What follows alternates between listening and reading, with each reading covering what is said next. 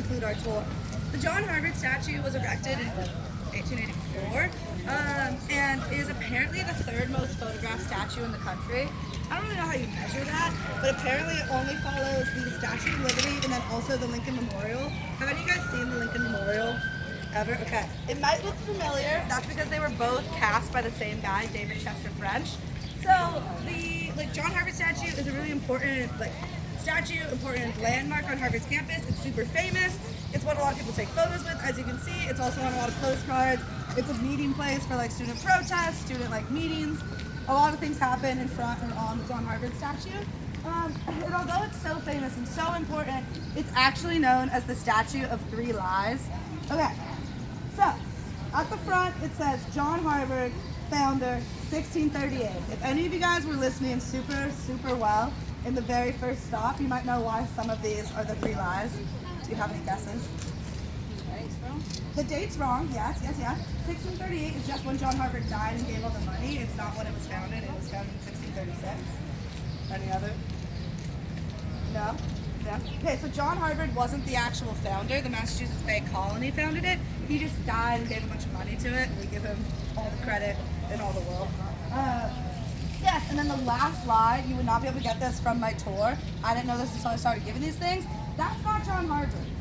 That's some other dude. So when Harvard Hall burned down, it had not only all of John Harvard's original book collection, it also housed every painting, every description, every reference to what he looked like. And so they had you'd think they would keep one copy off-site, just in case, being 6'2", old and white, But instead, they had no any understanding of what he looked like. So when that burned down, every single reference burned down with it, and they needed someone to model their statue after. So they chose a dude by the name of Sherman Hoare, who was a graduate in the class of 1884.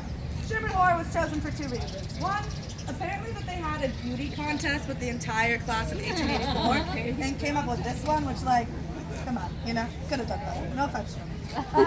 The second reason is that Sherman Hoare is an actual descendant of one of the university presidents, Leonard Hoare, who was president back in the early 1700s.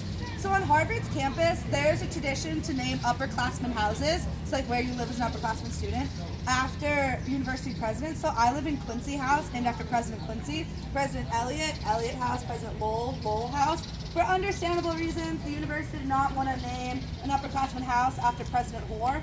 So they decided it would be more appropriate to honor him by making the likeness of the university and his descendants' image. So that's why we got Sherman chilling out there today. A couple other notable things about the statue. If you were to look at the other side, but you don't need to, there is a seal of Emmanuel College, Cambridge, which is where Johnny Boy graduated from.